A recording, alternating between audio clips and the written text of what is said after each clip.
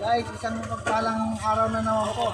Nandito tayo sa may Mactan. unang Mactan. Anong lugar to? Purok Uno. Purok Uno, Mactan. Mactan, Old Cabalan. Old Cabalan. Ayan, nandito naman tayo para ipakita natin sa inyo yung mga mahihirap nating mga kababayan na sana sila ay matulungan. So, ano pangalan mo? Yan, shout out sa Gideon. Yan. Kami kapunta sa kanila. Yan. Tara, samahan mo ako. Ram. Pasyal tayo doon kay Kuya para ipakita natin. Si Bulol.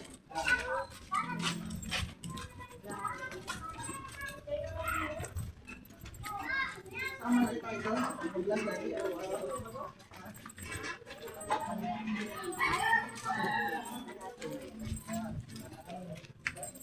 Sige Kuya. Papunta na kami dyan. Pwede ba kami makapasok dyan ya? Ayan, tara guys, pasok tayo dito kay Kuya. Ayan. Ayan. Ayan guys.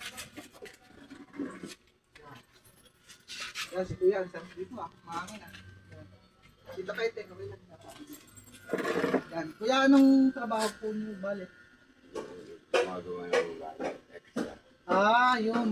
Bali si na Kuya, nagagawa siya ng bahay. Pa-extra lang siya. Tapos Kuya, may asawa pa kayo dito? Wala po ulit. Ay, wala yan. Hiwalay si Kuya. Yung mga dalaga dyan. Guys, yan. Ayun na. Si Kuya, hiwalay daw.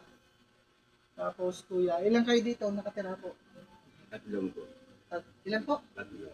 Tatlo. Ayan, tatlo silang nakatira dito. Bali tayo, ang trabaho nyo lang is nag-extra lang. Ayan tay, isang pagpalang araw dahil tatay, pwede kayong lumapit sa akin na mabigyan kayo ng trabaho. Kahit gwardiya lang muna, ano, tatay. Okay lang sa inyo. Ayan guys, si tatay, tutulungan din natin na dahil may kakilala tayong kaibigan na pwede nating ipasok sa gwardiya, ipapasok natin si tatay para magkameron sila ng trabaho, no? Habang wala pa silang trabaho guys, sana mabigyan natin sila ng tulong at pa-extra lang sila sa trabaho. Ayun. Tatay, anong pangalan mo pala? Maribel Santos po. Ayan, si Tatay Marlon Santos. Sana mabigyan din natin ng tulong at kayo nang bahala guys, mapunta natin sila.